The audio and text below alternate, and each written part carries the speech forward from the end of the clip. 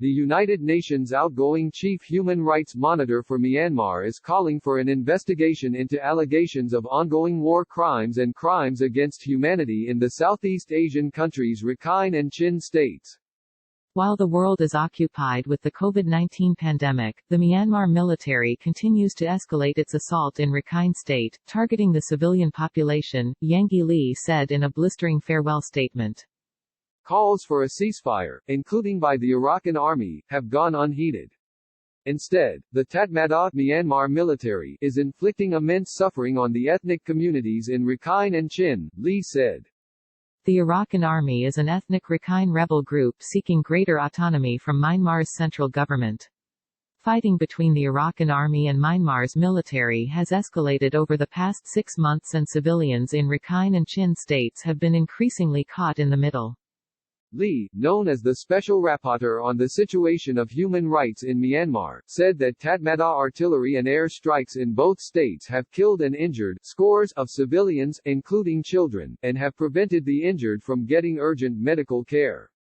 Myanmar is already facing allegations of genocide for its brutal crackdown on Muslim minority Rohingya in Rakhine State in August 2017, when more than 700,000 Rohingya were forced to flee to neighboring Bangladesh. About 1 million Rohingya now live in the world's largest refugee camp there, unable or unwilling to return. This January, the UN's highest court instructed Myanmar to stop genocidal violence against Rohingya who remain in Rakhine State. Today the Special Rapporteur urged the international community to act to protect all innocents in Rakhine and Chin states. Having faced no accountability, the Tatmadaw continues to operate with impunity, Lee said. For decades, its tactics have intentionally maximized civilian suffering. We all know what they did to the Rohingya in 2017.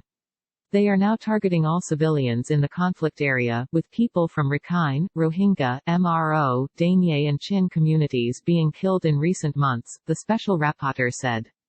Its conduct against the civilian population of Rakhine and Chin states may amount to war crimes and crimes against humanity, she said.